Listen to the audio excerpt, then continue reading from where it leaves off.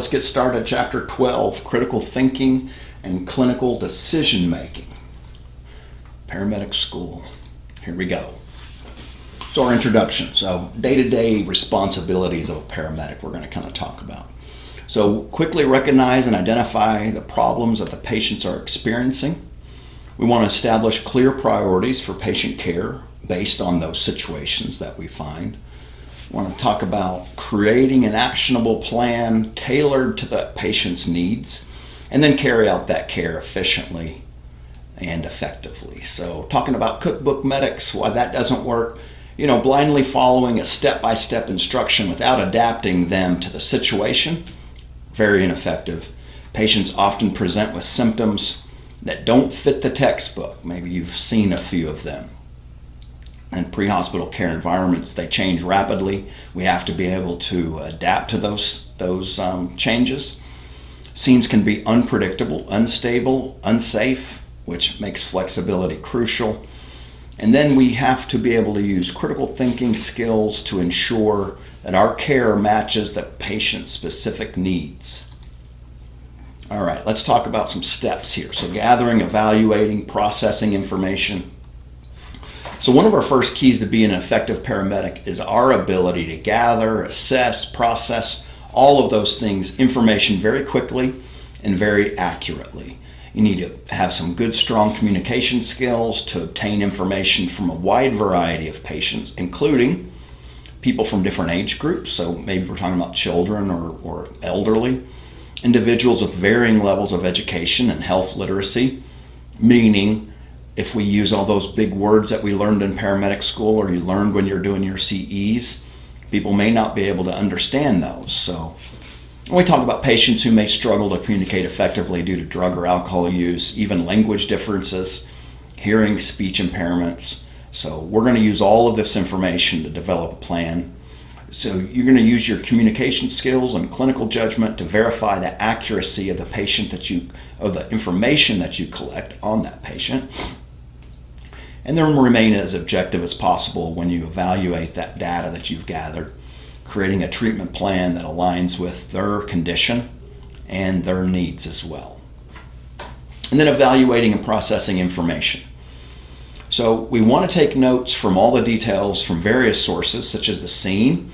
So thinking about clues about the environment or situation that can guide your treatment approach.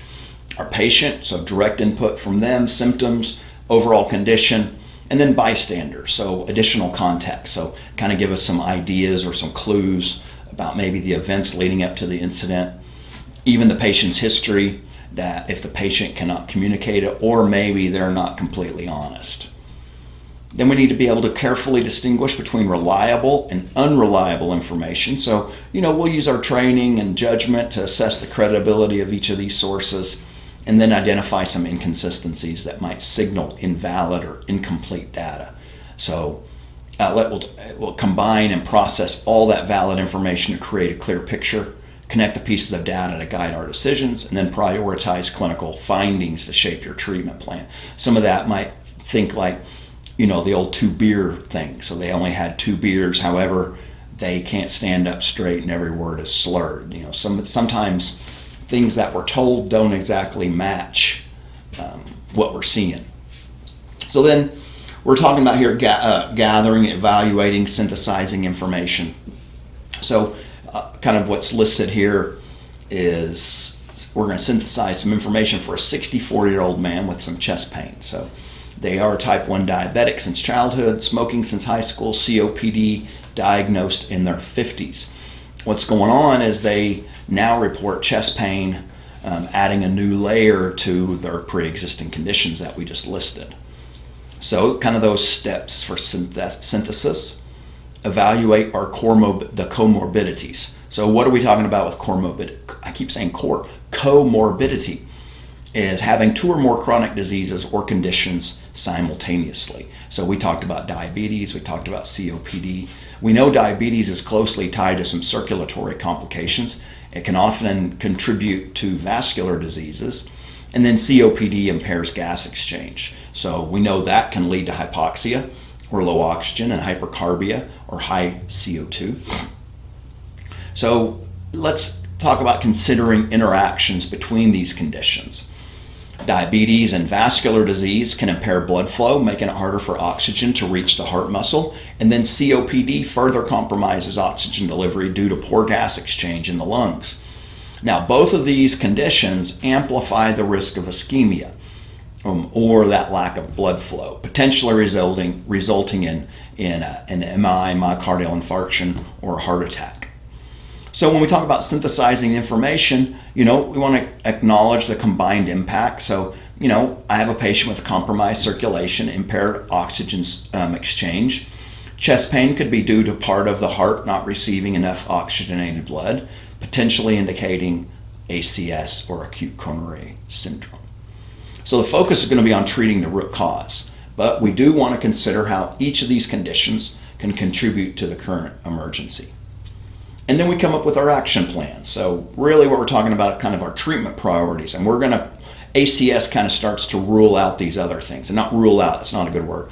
It's going to take priority over those. I said prioritize, so we're going to prioritize our treatment for ACS, and we want to address those circulatory and respiratory factors.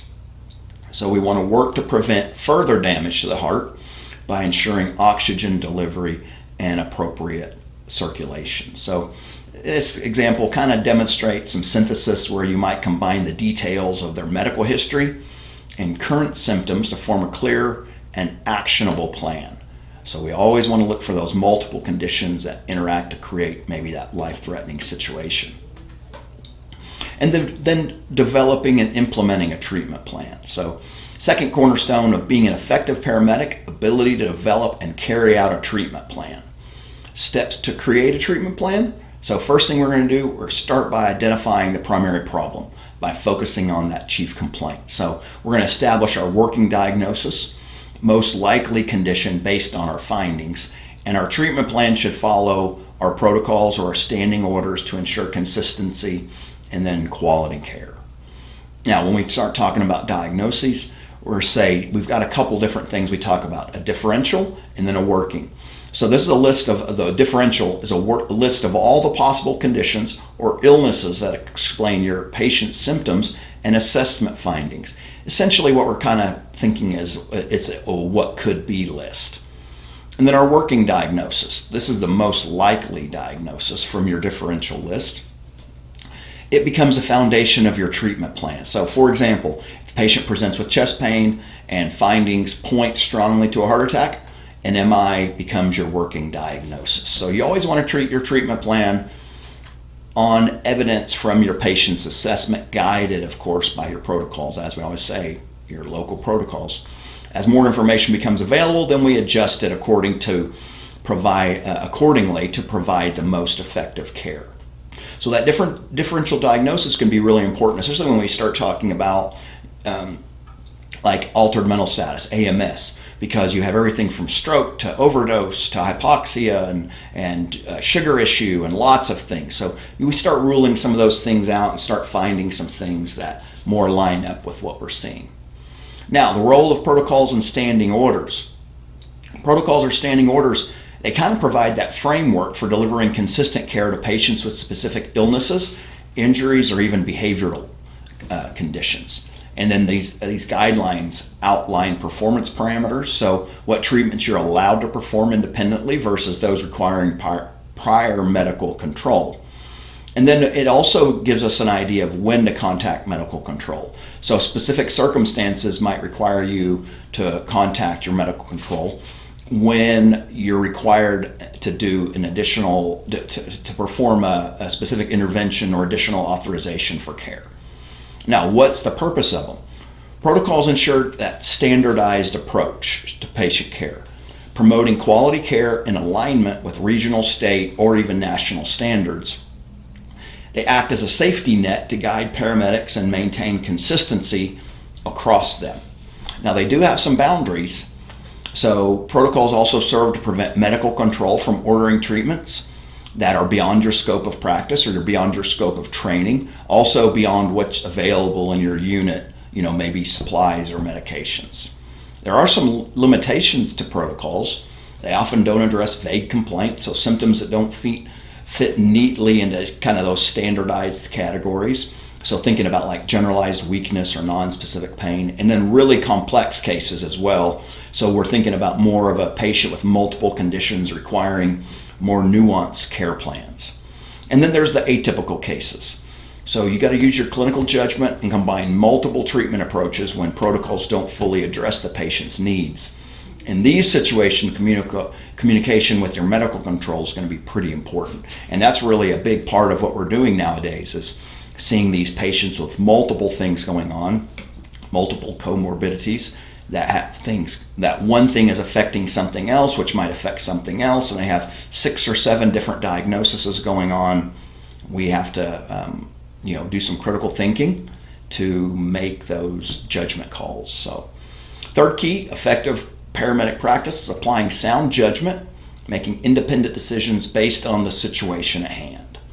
So a really important thing is we need to be able to adapt to our circumstances. So, every scenario, just like hopefully in paramedic school, every scenario is unique. Your treatment plan should align with the specific needs of the patient and the environment. Now, situational awareness and adaptability is going to be essential to providing effective care. So, importance of critical thinking it's a very important skill. Effective treatment hinges on your ability to assess, analyze, make informed decisions in real time. So flexibility in adapting care to unforeseen changes, it ensures optimal patient outcomes. Now we need to be able to think and work under pressure. So the fourth cornerstone is the ability to remain calm, work efficiently and effectively under pressure is critical to your success as a paramedic. So in a real life scenario, just imagine this. Imagine arriving at a scene where a frantic mother hands you a cyanotic apneic 14-month-old who is submerged in a bathtub.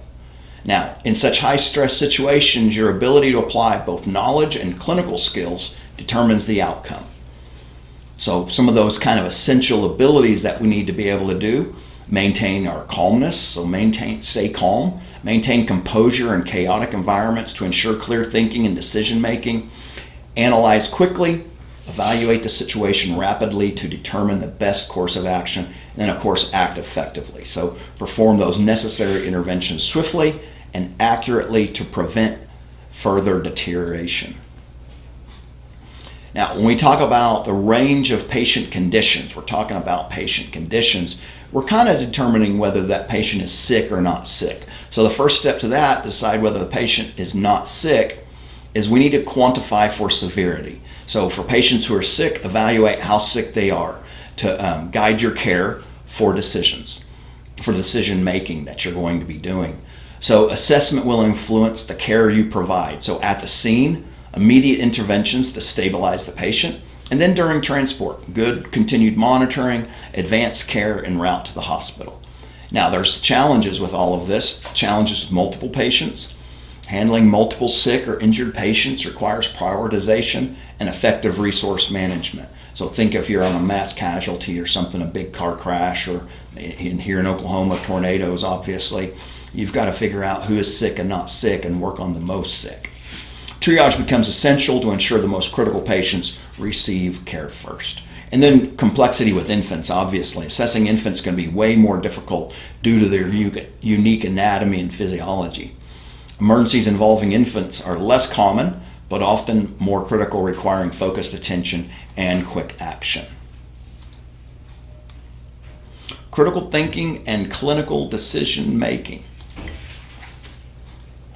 So we start with this first stage of that pre-hospital thought process that we're going to talk about, concept formation. So concept formation starts with getting all that information from your surroundings and tools. So what you see, scene details, your patient condition, what you hear, maybe the patient's complaints or bystander information, what you smell, maybe unusual odors indicating hazardous conditions, or even what you feel, so temperature, pulse quality, those things. Data from diagnostic tools also, pulse ox, glucometer.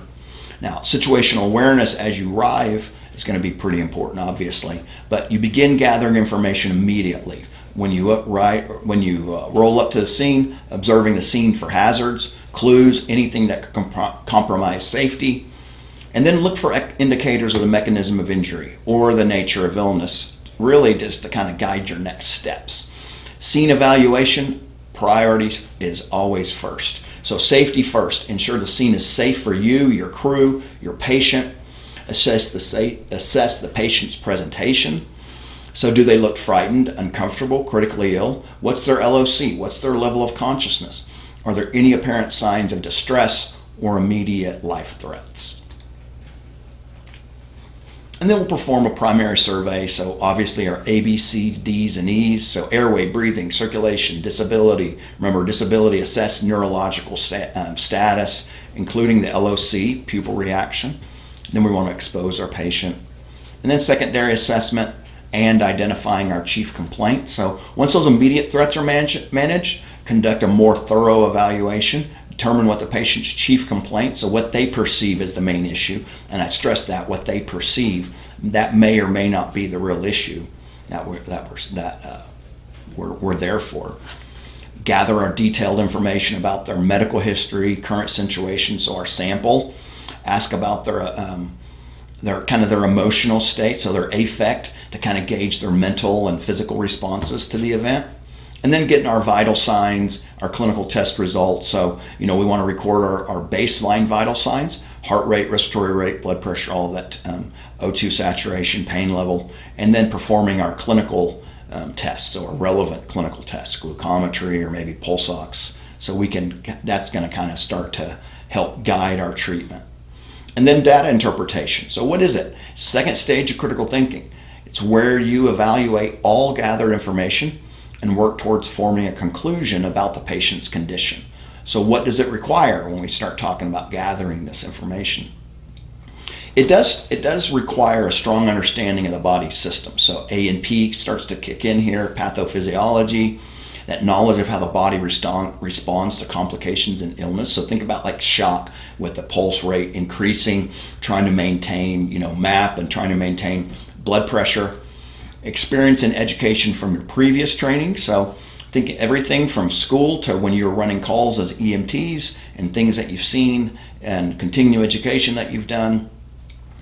And then of course there is an importance of attitude as well. So positive attitude, crucial to providing excellent patient care. And what I mean by that is showing compassion, genuine interest for each patient, as well as striving to provide the best possible care in every situation.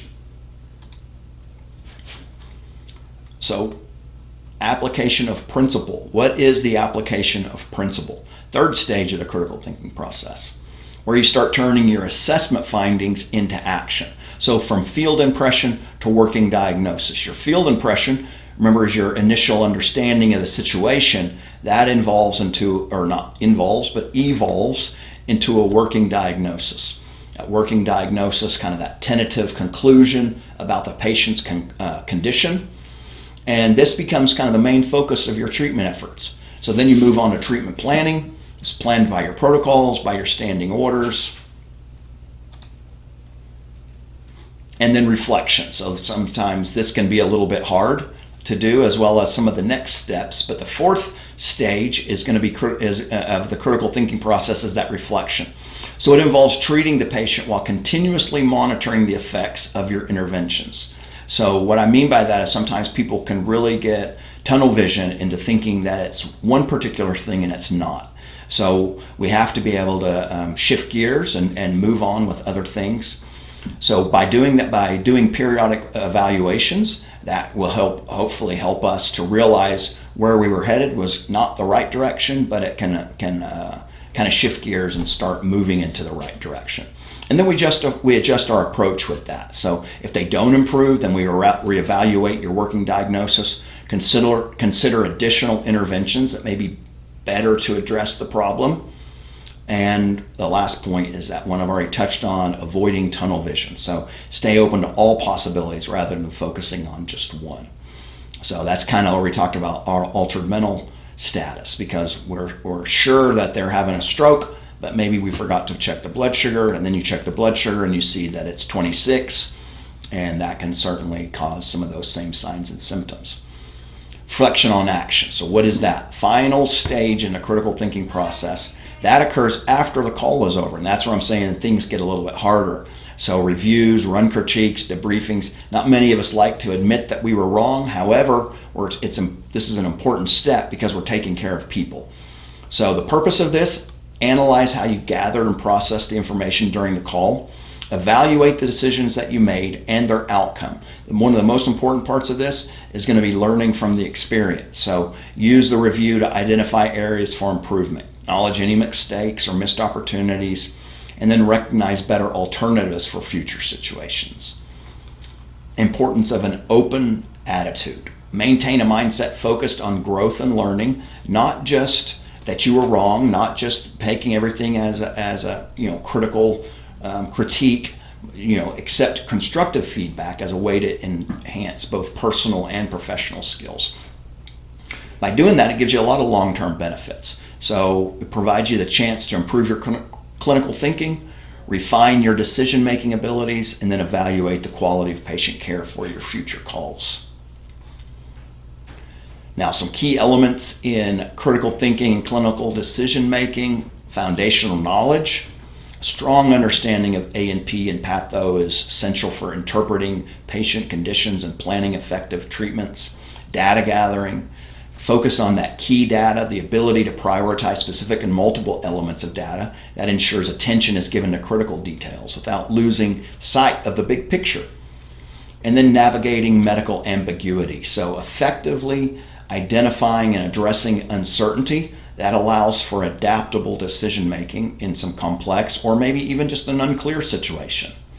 And then filtering out the relevant information. So differentiating between relevant and irrelevant information ensures decisions are based on the most critical data. So it may be important to Mima that she's got the gout. However, in the simple fact that she's having an MI, we need to be able to determine what's relevant and irrelevant.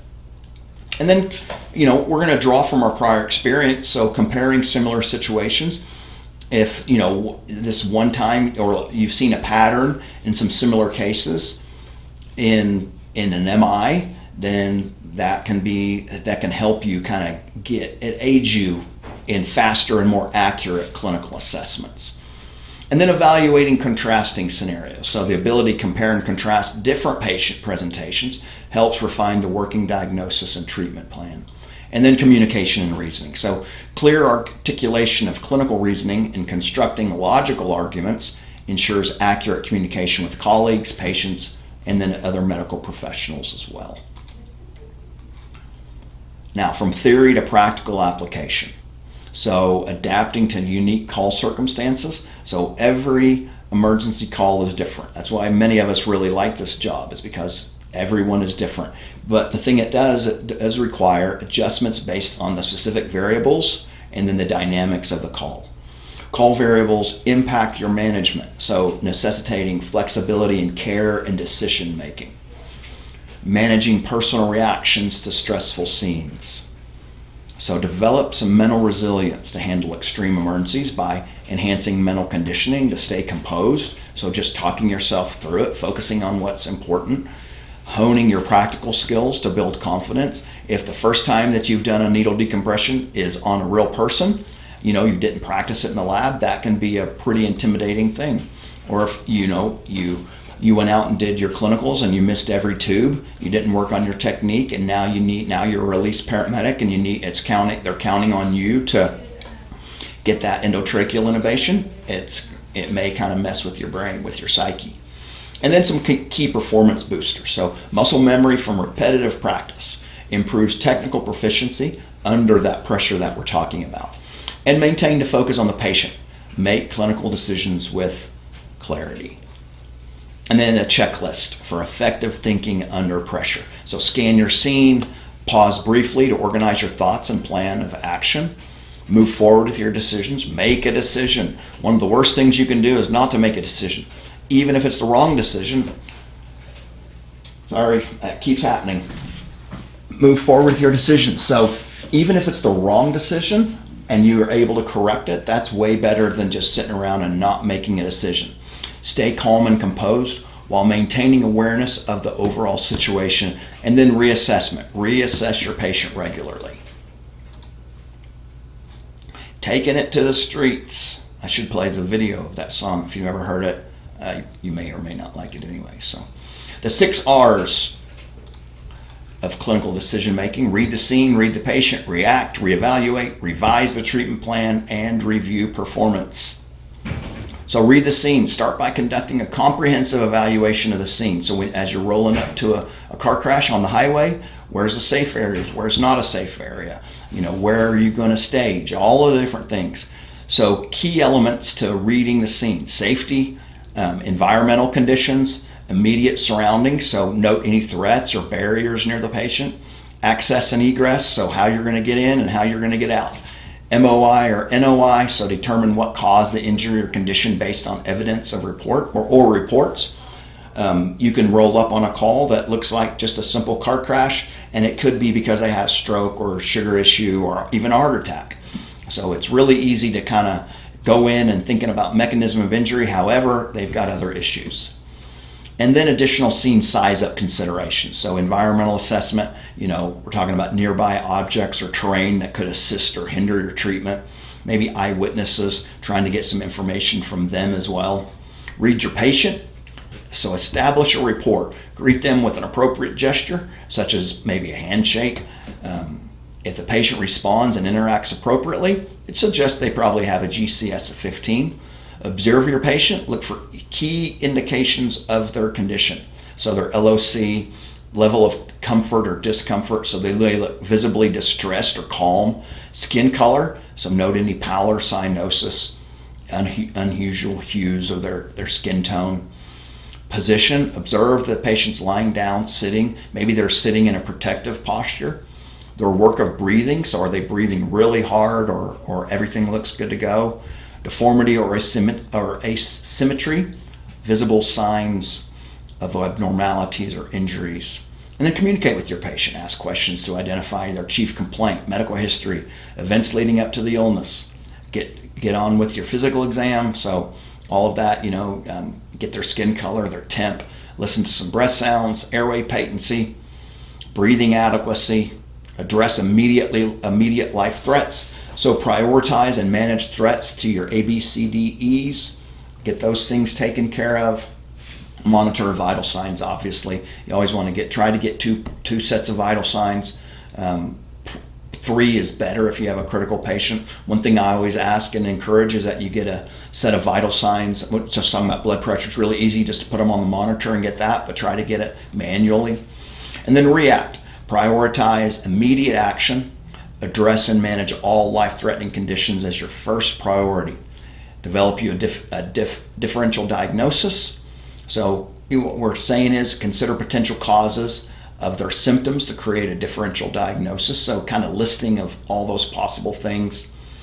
Get you into a working diagnosis, and then treat based on your findings. So if a working diagnosis cannot be determined, provide treatment based on their presenting signs and symptoms. So if you're not sure, just work on the things that you can see.